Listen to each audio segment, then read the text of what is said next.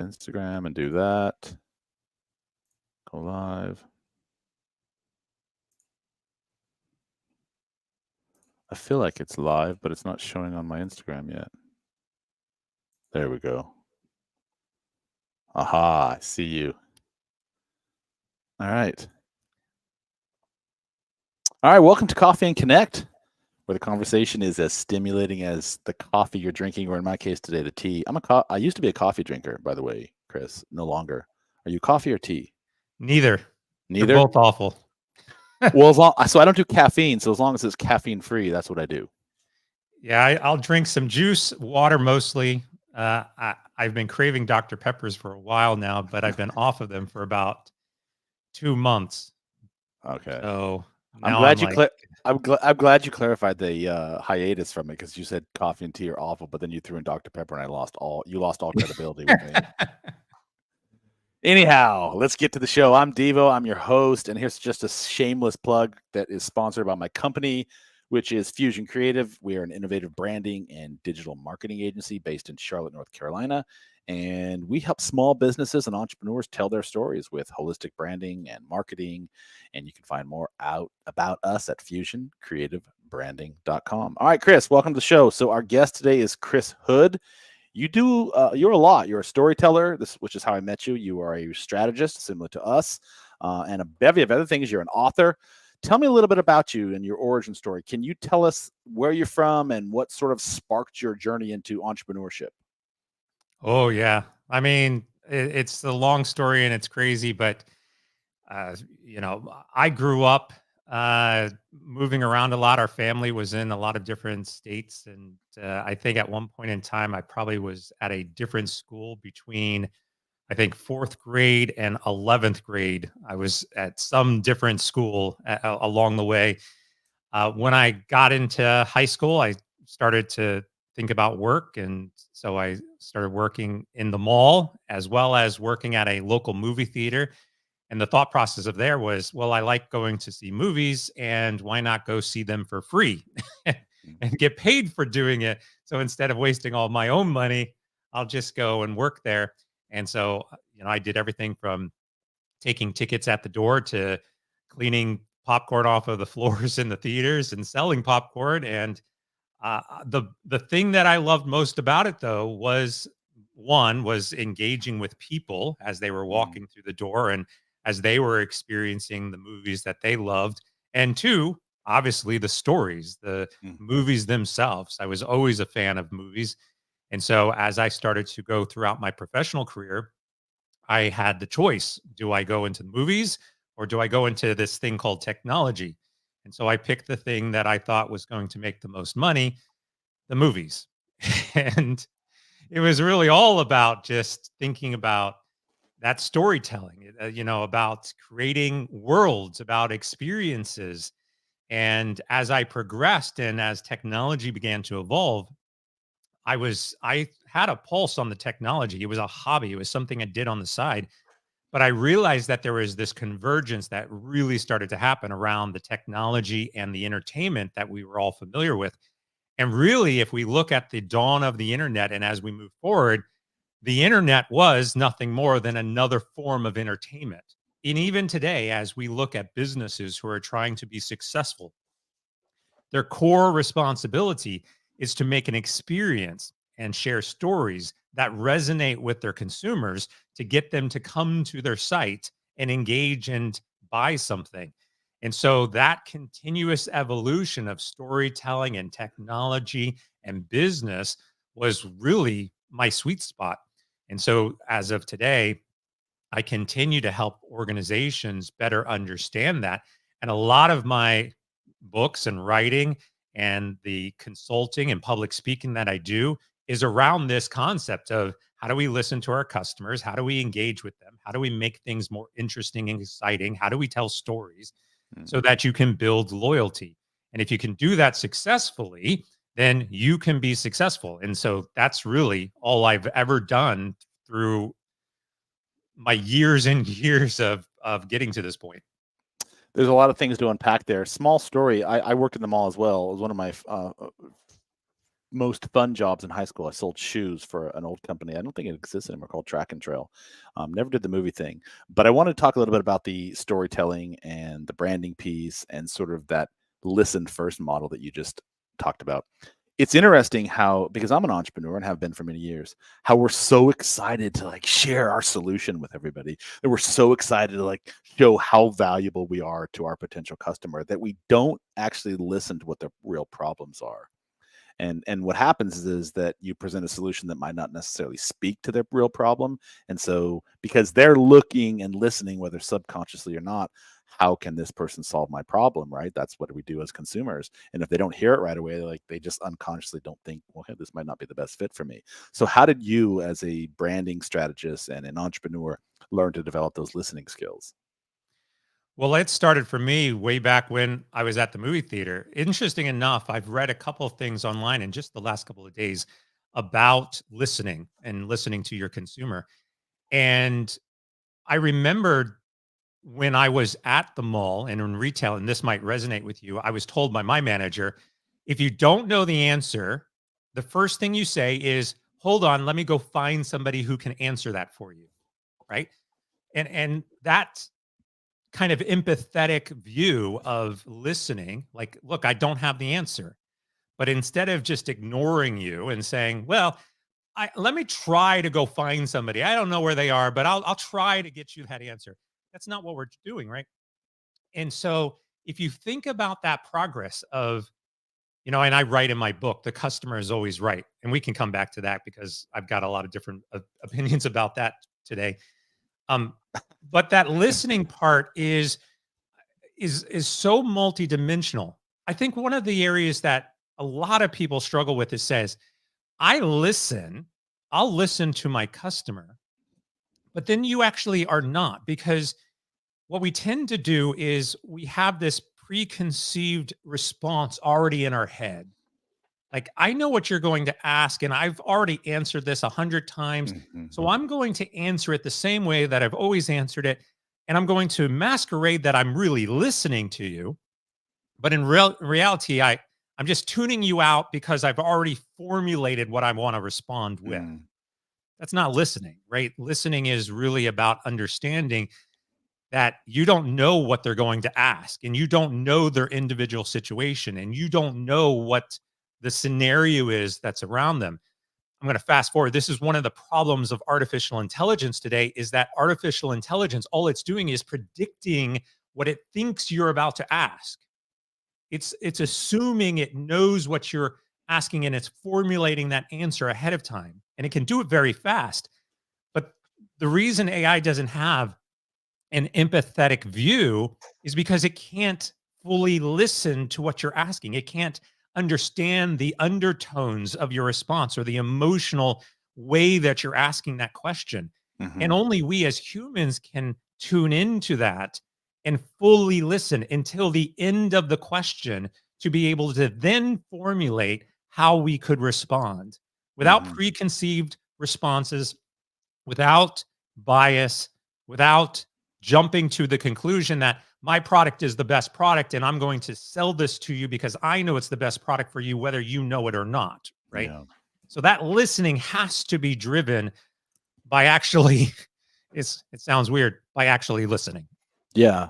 You have to synthesize it. And it's funny because I find myself caught up in that same conundrum you just said, where we're so excited to interject our version of what you're saying because we have the answer, we have the answer, we have the answer. And my grandfather used to grab me by my ear, which I hate, by the way, to this day. I hate my ears being touched. There's only a few people on the planet that are allowed to touch my ears. And he used to say, Devi, the good Lord gave you two ears and one mouth for a reason.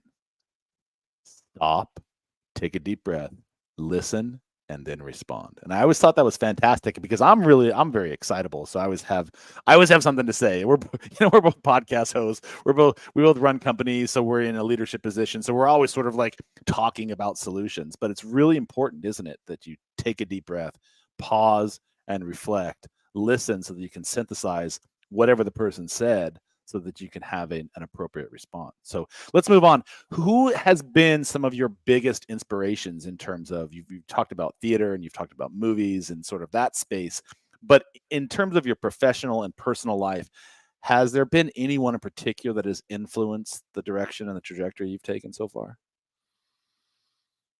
I mean, obviously, from a movie perspective, Steven Spielberg. Mhm. I mean, he's always been kind of that North Star, and I think how I look at it is he always seems to be able to create the impossible, right? The way that the story unfolds, the depth and then the breadth of the experience in his movies is really fascinating to me, right? Mhm. They're blockbuster, they're epic, they're beyond proportion. And obviously there's a lot of other directors and movie producers out there that, have that kind of big, blockbuster mentality, but there's something elegant, obviously about the way Spielberg does it. So I think a lot of times when I'm working on projects, I'm definitely thinking of it through a lens of like, well, what would Steven do? Right. So I think that's there. Um, my father was always an inspiration. He was an entrepreneurial spirit. He had a lot of business ideas. I would usually collaborate and communicate back and forth with him on whatever the next big idea is. He was a great sounding board.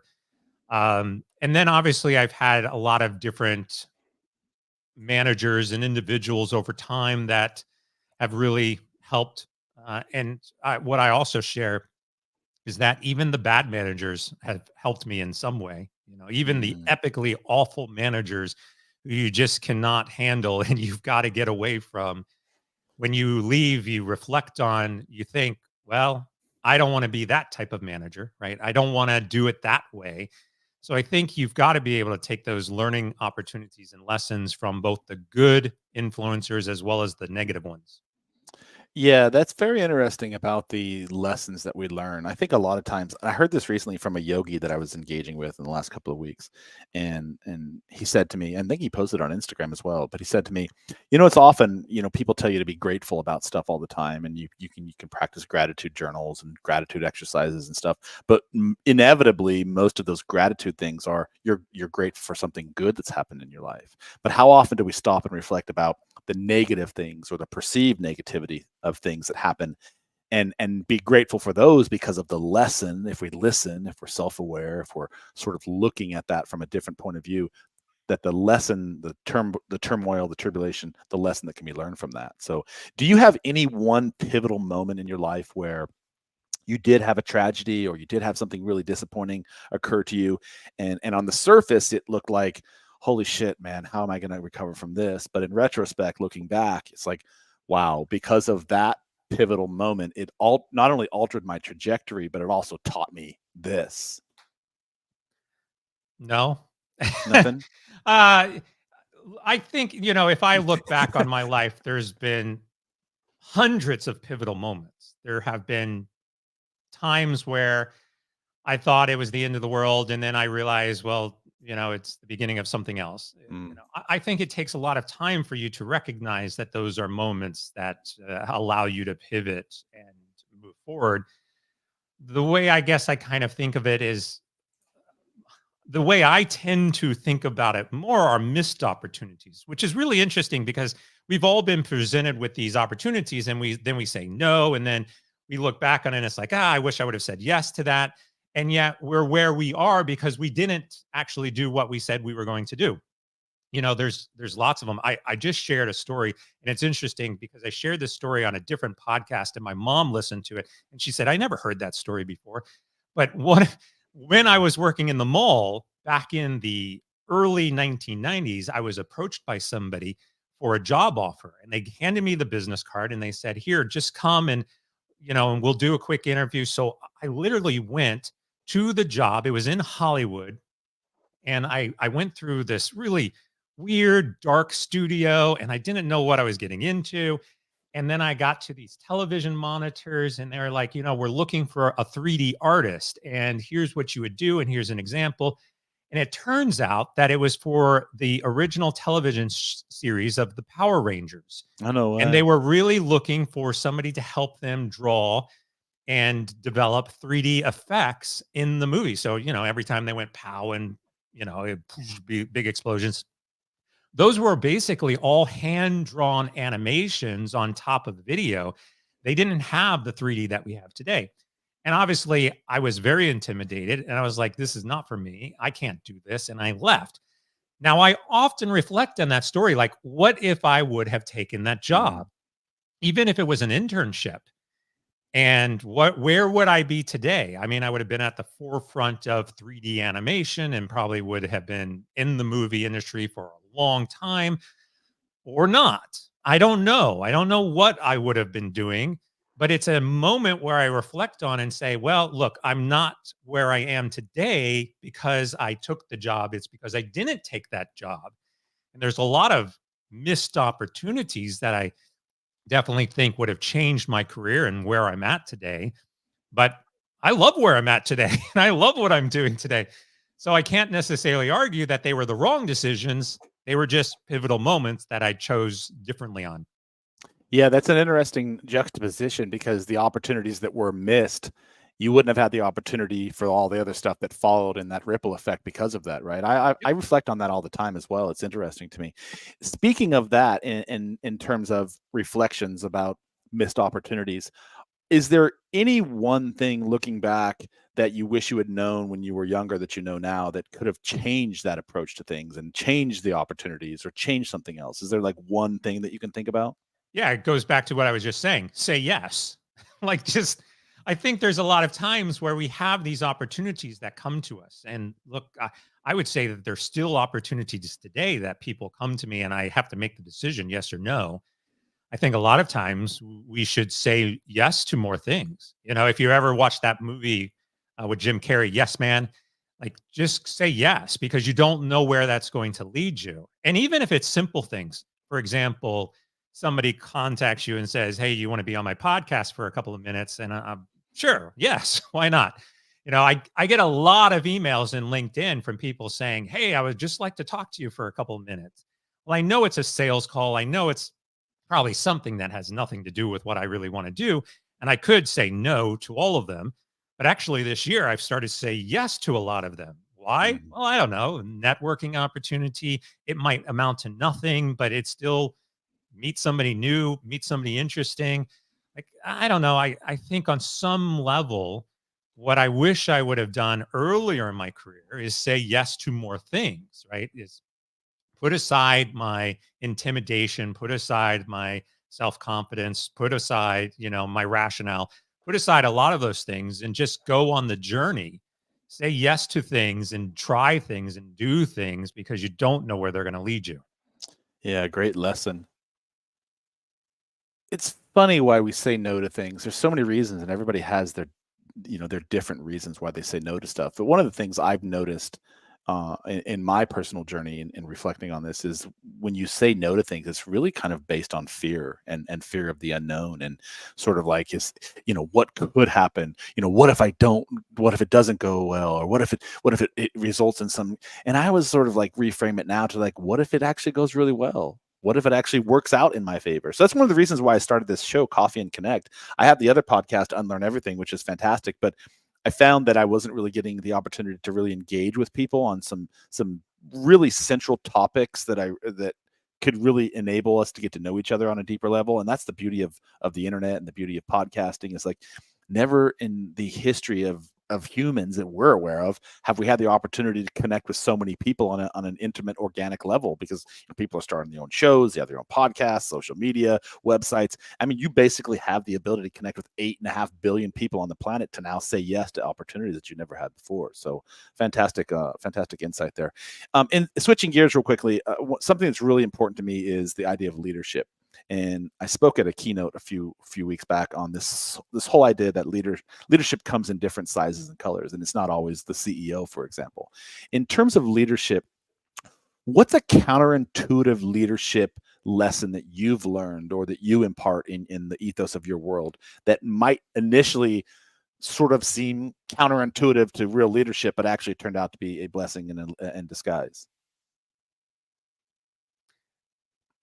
That's There's a little bit of a challenge in that, right? Because I think there's lessons that we believe are important as leaders that don't really have a blessing in disguise, right?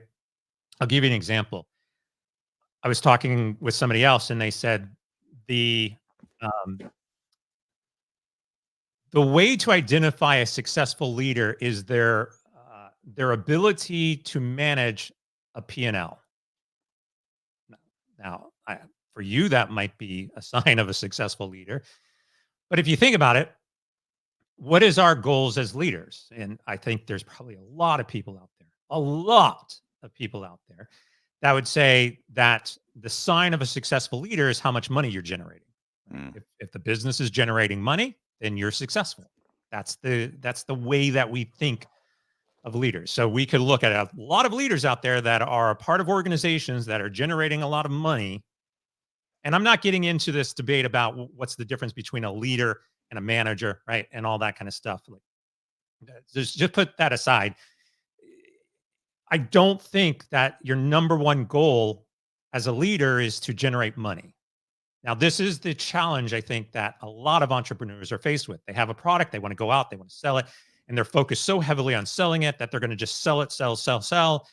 But they lose track of, which I feel is the more important area of leadership, is understanding and recognizing who your customer is, which goes back Mm. to what we started with. There's a fine balance here, right? Between being successful because you're generating money and being successful because you are listening to your consumer and generating money as a result of it. Mm. It's where is your mindset? Where is your focus? And so I would always argue that the great leaders are the ones that are constantly in tune and communicating and in touch with who their customers are and what they want. A great example of this is just in the last couple of weeks, we've seen two catastrophic events by two CEOs, one at Wendy's and one at Kellogg's, where they came out with marketing or statements about product, enhancements that were designed solely to increase their profit margin while completely ignoring who their customer base was and what their customer base wants. Mm. And so, as a result of that, if you lose sight of your customers, you ultimately start to lose business. Mm. So, you're not really generating, a profit. So, this mindset of profits are the most critical part of a business has to be countered with no, the customer is the most important part of your business because they're the ones who are going to generate the profits for you. So, how you focus on that is really the difference between what I would say is a good leader and a great leader. Mm. I love that. The Kellogg's Wendy's stories also goes back to the ability to listen to your audience. What does your audience truly want, and not what is it that you want? It's often, again, going back to that original conversation. If we take more time to listen to what the problem is that they're suffering from, we're better equipped to be able to handle the solution based upon whatever tools we have at our disposal, instead of just jumping straight in from our perspective, what's in it for me. So I love that. That Going back to what you said at the beginning, the leadership model centered around P&L. If I may, my version on that would be, focus on the things you're really good at and find people to support those causes so that you can stay in your lane. For me, that would be a better leadership model. I'm not disagreeing with you. Yours is fantastic. But for me, I look at leadership as, the very business that you and I survive in is helping support small businesses or businesses in general so that they can focus on the things that they're really good at, and then we can fill in the gaps where they're not able to focus so much time, energy, resources, attention. So interesting position. Speaking of the art of balance in personal life and professional life and the demands of leadership, which can be often very challenging, especially when you're running your own business, how do you manage the balance, and what advice would you give to other entrepreneurs who are just sort of jumping into this fray for the first time to find balance in their life? Schedule it out. Mm. I mean, it sounds kind of simple, but that really is probably your best approach. So, for instance, it might be just broadly on a day to day basis. So, Monday is podcasting day, and that's what I'm going to kind of focus on. And maybe it's not just podcasting, but maybe it's marketing day, whatever you want to say. And then Tuesday is going to be, budgeting day, and you're going to really dive in and figure out what the budget is for that day. And then Wednesday is going to be, sales day. you can break it out day by day at a broad level like that. That's one approach. And obviously, you can do it on a daily basis. So you can get it down to a more granular hourly. I'm going to wake up, and the first thing I'm going to do is respond to all my emails. And then I'm going to, between 7 and 8, have breakfast. Between 8 and 10, I'm going to do emails. And between 10 and 11, I'm going to do marketing. And so you can start to break it down. I think the schedule is really the optimal way of really understanding what amount of work you have and what you can tackle. I would also highly recommend that you have times of pause and reflection. You have to stop. You have to, take a lunch break. There's no one in the world that's going to care that you're working through lunch. And even if you tell somebody, well, this is a working lunch, and because I'm really busy, no one cares. They could care less. They're going to think you're actually probably stupid for missing lunch. So, like, dude, just go take a break and have lunch. Go do something. Have a set stopping point. Now, I'm preaching against my own advice here, because for me, I wake up and I start working, and I work until the end of the day, and even until probably 9 o'clock, I'm still working. But I think there's a side of this that you also have to recognize. Find something that you're passionate about, because if you're really passionate about whatever you do, then those 3 hours that you just spent on doing something, you're like, wow, where did those 3 hours go? Wow, I didn't get everything done on my schedule, but man, I had fun doing it. Yesterday I was working on a project. I spent the entire day on a website, and honestly, I probably spent more time than I wanted to on the website. But at the end of it, I probably spent 10 hours, right, on that website. Again, did I care? Probably not. Did I miss some things that I had on my schedule? Yes. But then I compensate for that. I go back, I look at my schedule, I adjust, and I work around it. But I think the scheduling and really identifying, at what point in time during the day you're going to be doing what, and what days are really focused on what activities, I think that will help you a lot get through it. I was laughing earlier because when you were saying that story about balance and working through the day and working through the lunch, I was reflecting recently on a podcast my early days when I worked in the corporate world, and how busy you have to stay just so you want your boss to see, or you like have to be productive because you want to promote yourself up through the company. I used to remember thinking people would literally like show up at whenever they knew their boss would be showing up at work, they would literally pull in and like just so they could be seen showing in at that time. And I just remember thinking I was already there because I was trying to avoid California traffic. So I'd go to the gym at 5 o'clock in the morning so I wouldn't have to sit for an hour and a half just to get 10 miles down the freeway. So, but I remember I had this wonderful window view and I would just watch. And this is a true observation. Like anyway, so I chuckled at that. It's funny. Another thing you said I'd like to unpack real quickly, if I may, and then we'll move on to the last final question. And thank you again for being here, by the way. I loved your responses so far. In that quest for sort of building your business, or you said it yourself, like take your own advice, man. It's like we're really good at helping other people, but sometimes we can't help ourselves because we sort of get caught up into our own like minutia and we just can't get of our own way. One of the things that I've really been spending a lot of time and energy on of late is getting out of my own freaking way and just sort of like taking time to reflect, or having that moment of silence in the morning, or getting away from the TV, or getting outside to take a walk around the block and things of that nature, just to sort of disconnect from all the things that we're focusing on. What are some of the things that you're doing right now to take care of yourself, and how important do you think that is? Well, two things. It's extremely important. So I might not practice what I preach, but all of the people who work around me, or my employees, or whoever I'm engaged with, I tell them, my team, stop working. Like I tell them, like it's a rule, stop working. Like just I don't care, go home. I laugh at the corporate world as well. I mean, the number of times that you went home and I had my phone attached to me because of emails and all that kind of stuff, and you just can't disconnect. And I remember at some point in time, I learned it myself, but I've told people this multiple times. Like, again, just like no one cares if you're working through your lunch, no one's going to care that you're responding to an email on Friday or Saturday morning. Like, unless it's a big deal that is about to go through for $1 million and you have to answer that email, maybe we'll say okay.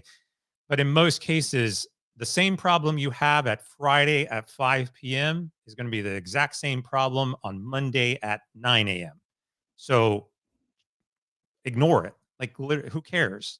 And if your boss fires you because you didn't respond to an email over the weekend, you're better off. Leave, go somewhere else. Who's going to appreciate you? So I do think you've got to be in touch with those moments. For me, I play video games. Oh, is that It's really? really the only thing that helps me completely and totally disconnect. Now, also, I'm in the gaming industry, so I spend a lot of time in gaming. But if I think about my mind and it's moving 1,000 moments and thinking about, hey, what's next? And oh, I've got another thing, in 20 minutes, and I've got this going on and that going, you know, uh, like the only thing that really disconnects me from my own thoughts is something strategic. It's like Mm. go in, play a video game, disconnect, embrace the new world, strategize with friends, talk to people, go kill the monsters. And then I'm not thinking, I'm not sitting there thinking about, oh, I've got this that has to get done, or this email, or this has to happen, or all of that just kind of goes out the door because, I'm readjusting my mind to disconnect from everything else that I'm doing throughout the day. So video games is a great way to, or anything that disconnects you. It might be art, it might be a painting, it might be writing, it might be taking a walk, it might be working out, it might be taking a swim. Mhm. It might be cooking or baking cookies, whatever it is for you that just disconnects you from your own mind. I would say embrace that and go do it. There is no one size fits all. It's interesting. Like different people, different strokes, different folks, different people react and respond to different types of treatments. And so, it's really important for you as an individual, if you're listening to this, to find something that works for you, and and experiment. Don't be afraid to experiment and dabble and try different things until you find something that really has an impact for you. All right, last question before we get to where people can find you if they want to connect with you. You have a billboard. Where you live? I'm sorry. California. You're in what city? I'm in Irvine, Irvine. God, California. I thought you were California. I remember that. Um, I think you know this. I'm originally from San Diego. Yep. Yep. Yeah. All right. You're in Irvine driving down the freeway, and you get to have your billboard where everybody drives by on the, what are you, the 905, 405, 805? What are you? The All five, of the just the five? five. Just the five? You're on the five. You know you're from California when we give our freeways noun names, by the Yeah. way. When we say the, Yeah. I had a whole debate with somebody several years ago. Why are you calling it the? It's just five. It's like, no, it's the five. Yeah. I'm And I like, was in dude, another state, and they were like, so you go down 405, and I was like, okay, the 405, got it. And they're like, yeah, yeah, no, yeah, yeah. yeah, it's Yeah. funny. It is funny, and people don't understand it unless you've lived in California. Driving on the freeways, how you get everywhere, so it sort of takes on a personality, and every freeway has its own sort of subtleties and nuances and personalities, and so they've become nouns. So anyway, you're on the five or five for you non-Californian plebes, and you get to have your own billboard, right? And everyone in the industry or everyone that drives by the five will see this. What message or what quote or what inspirational mantra would you put on this billboard? I mean, the first one that comes to mind, and I don't know, a lot of it because of what I talk about, but it would be customers first. Mm. you know, I don't know. I don't know if that would make a great billboard or not, but the subtle reflection of who your customers are and why they are so important for your business, and listening to your customers like we've talked about. And I've been recently talking again, I just mentioned the gaming industry. I've even been calling it players first. Like you can fill in anything. I'm about to go do a speaking engagement for a healthcare provider, and it's going to be patients first. Like the basic premise is still whoever you're serving first. I think again, we tend to get wrapped up in what our products are and what our business models are and what the marketing says and what ideas we have and the money that we're generating, and we lose sight too often about who our consumers are and why they are so important. And so everything I really talk about just tries to reset that mindset to your customers are first. And I think if you can get around that, that's a great message for you to take away. Serve first, sell second. So we're talking to Chris Hood today. He is a keynote speaker and author of Customer Transformation. where you merge customer success with digital strategy. You are an author, you're a podcast host. I was on your show. Thank you for the opportunity for that. Chris, where's the best place for people to locate you and connect with you? I know you have a LinkedIn. I don't see you on Instagram. Is that true? Yeah, I'm on Instagram. Yeah, I I'm on couldn't everything. I couldn't find your gram on your website, so forgive me if I overlooked it. But Yeah, no worries. So the best way to reach out to me is on my website. So you can go to chrishood.com, CHRISHOOD.com. And on there, you can find my books, you can find my podcast, various videos. You can find all my social media profiles so you can connect with me. Those should be on the bottom of the page or the top of the page. And you can message me and email me about any of my services. And if you want me to come and speak or be on your podcast, anything you'd like, it's all right there on my website, chrishood.com. you know what I love about your website, by the way? It's full of cool information, but I love your media bios where you have the 200, 155 word bio. They're fantastic. Great idea. And I'm totally going to steal that from you. Yeah, yeah, absolutely. It's because most people will come and say, "Oh, can you give me a bio in, whatever?" And I was like, Yeah, yeah. "Well, there they are. I've already thought Yeah. about it." I'm totally going to steal it. I'm actually in the middle of redoing a personal brand website right now. And I'm going to totally steal that from you. So thank you. Yeah, do it. I love it. Chris, and I'm not going to use your language. It's going to be mine if that's okay. Okay. Yeah. Yeah. Don't put on somebody else's website. Chris Hood is well, you could, but hey. Well, you could. It'd be traffic for you. Yeah. Brother, thank you. I appreciate your time today. And thank you. I see you've got a decent number of people on Instagram. Thank you for joining, and we'll see you around. Awesome. Appreciate it. Thanks.